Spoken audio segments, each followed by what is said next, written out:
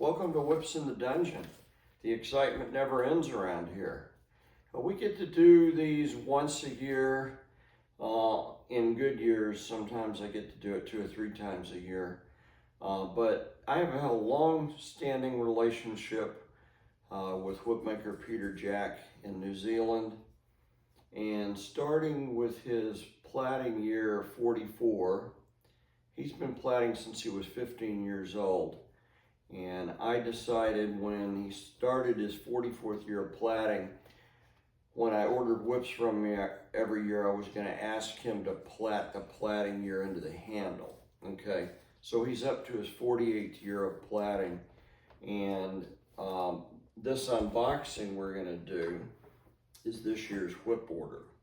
And most of you know, it was last year, or about a year and a half ago. Now, I started a 2-whip journey, so I've been working on acquiring a match set of any whip or any class of whip that I thought I could throw in the dungeon or would be good for dungeon play.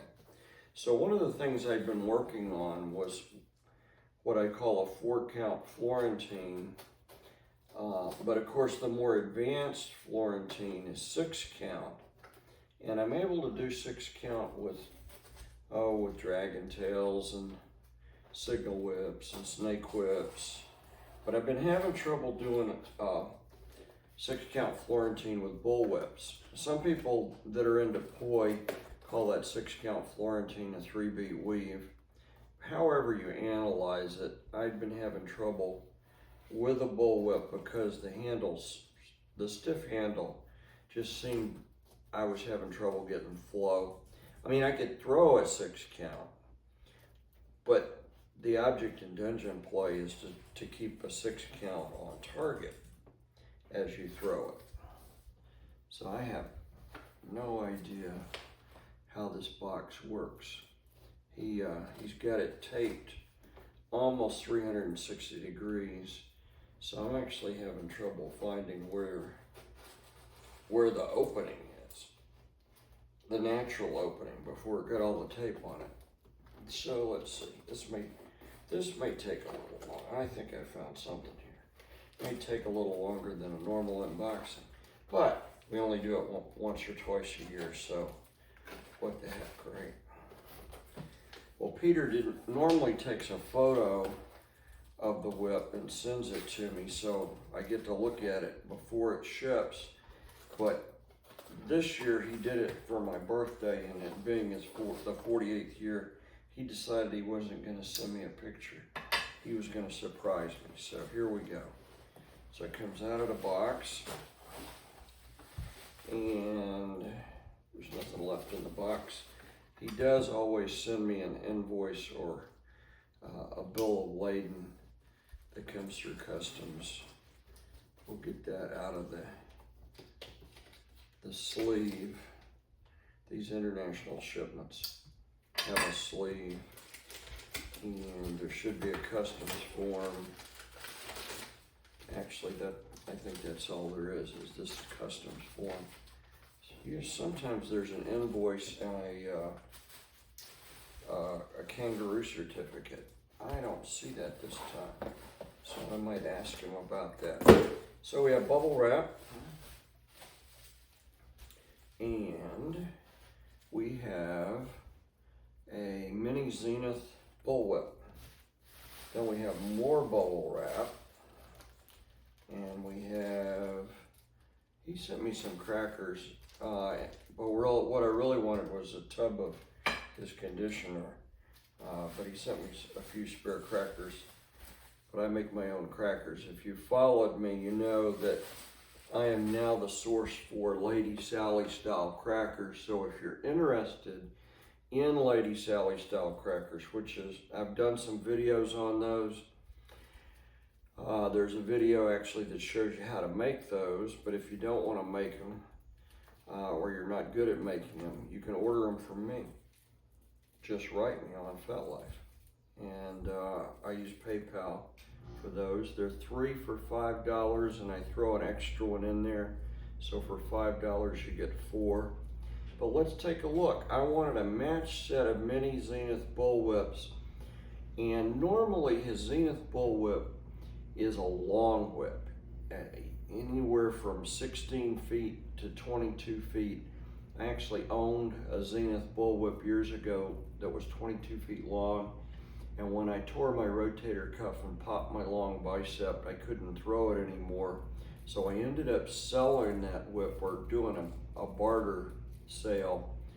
I sold that whip to Blake Bruning at Trinity Whips, and he, part of that deal was he paid me partial money for the deal, and the other part was he made me a whip, which was very nice. It worked out as a win-win for both of us. It gave him an opportunity to see what a Zenith Bullwhip was all about. It gave me an opportunity to have a fine whip made by Trinity Whips. So the reason I wanted to try a mini Zenith Bullwhip is a Zenith Bullwhip has what's called a tapered box knot. I call it the Zenith knot because it's what makes the Zenith Bullwhip a Zenith Bullwhip, but technically it's a tapered box knot. So this whip is done in saddle tan and green, and it has a black. I asked him to do black for the tapered box knot, and then the thong, and I asked him to scale it so that the whip was a 4-foot whip, including the handle and the box knot, which is very difficult to do, but it looks like Peter's been able to do it. And then I asked him to do it as a matched set. So you've got a handle. I have to measure it. It looks to me like it's 6-7 inches long. Then you've got a tapered box knot that's probably about 4 or 4.5 inches long. So with the handle and the box knot, you're looking at about 10 inches. And then you've got to taper this thong down in what's remaining so that the plaited part is 4 foot. And I'll get a tape measure out and measure these for you. And then he plaited the number 48 in both of these, and he did what I call is mirror plaiting. I'll see if I can come up close so you can see this. I don't know how good my light is in here, but on this one he did the number 48 in saddle tan with a green background. Okay, and then on this one he did the number 48 in green with a saddle tan background. So the handle plaiting patterns are identical, but they're done in what I call a mirror image of each other. One is predominantly saddle tan for the background, the other one's predominantly green for the background with saddle tan accents. So very, very nice work. Very, very interested in throwing these and letting you see what these throw like. But come back to the flow of a 6-count Florentine. Once these get broken in, I'm counting on the flexibility of the Zenith knot, or this tapered box knot, allowing me to throw a 6-count Florentine and be able to turn the corner on the backhand side, on both backhand sides, to be able to keep the 6-count Florentine focused on target. Of course, that is not going to happen until these get broken in, but that's the next step, is to break them in, get them some good conditioner, and start breaking these in and see where we're at. Tapered set, box set, should be, they are exactly the same length. Wow, very, very impressive. And the fall's made out of water buffalo. Peter's the only one I know of in the world that's cutting falls out of water buffalo hide. If someone else is using water buffalo, please leave a note down in the comments so that not only I can learn, but everybody that's watching the video can learn. Good morning. We're back. We're looking at these mini Zenith Bullwhips by Peter Jack, and I'm going to do some quick measurements for you so you get a real idea of the construction of these whips, what I call whip lasagna. Well, let's start with the handle. The handle I measure at 9 inches. The tapered box knot, which is what makes it a Zenith Bullwhip, is 6 inches. And then the thong coming out of the tapered box knot, and we're gonna have to get this out of the camera view because it's longer than what my shot will allow, but trust me, the thong's 33 inches long. So if we go 9, 6, and 33, we have 48 inches. The whip's exactly 4 feet long, which is what I asked Peter to make me, longer than 4 foot. And you have a real hard time finding a dungeon that can accommodate throwing a whip longer than that. So, mini Zenith Bullwhips. The handle's made out of a tea tree, a tea oil tree in New Zealand. Manuka tree, I believe, is what Peter called that tree. He cuts a limb off the tree and puts it in a wood lathe to create his handle for this type of bullwhip. Then coming out of the box knot, there's about 12 inches of number 4 lead shot, a light load, and then the rest of the thong continues down to the keeper. He started using water buffalo for most of his falls, and it's a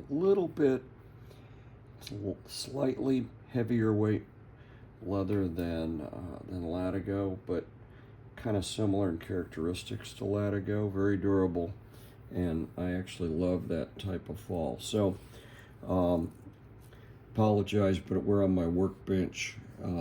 This is where I usually sit and make crackers. If anyone out there is interested in trying out Lady Sally crackers, I'm pretty sure I'm the sole source at this point. Drop me a note on FetLife and I will hook you up with some Lady Sally crackers so you can try them out. And I'm excited about throwing them tonight at the woodshed. I got a birthday coming up, but I'm going to be traveling on my birthday. We're going to Phoenix to do some workshops for Arizona Power Exchange. Hope to see everybody there. But I'm excited to try these out tonight, and I will let you know what I think. Obviously, it'll be my first time in live dungeon play to throw them. I have thrown them a little bit at home, and they're accurate enough that I can give it a start with Moodstone.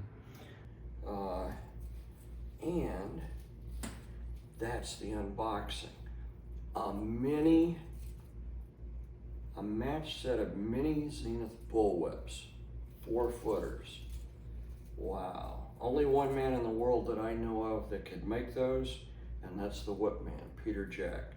So a big thank you, Peter, for a wonderful birthday present. I'm gonna be 69. I do not hide my age. I am a well-seasoned whip thrower, but to all the people that watch, remember, subscribe, leave a comment, tell me what you think about these mini Zenith Bullwhips, and in another video, I'll throw them for you, but I'm gonna have to have a little time to break them in. I don't wanna break them in when they're completely stiff and new out of the box, and they've been traveling from New Zealand, so they've been in the box for, well, over a week now. So as always, thanks for watching. Thumbs up, leave a comment. Tell me who else out there is using water buffalo for cutting whip falls. As always, thanks for watching Whips in the Dungeon.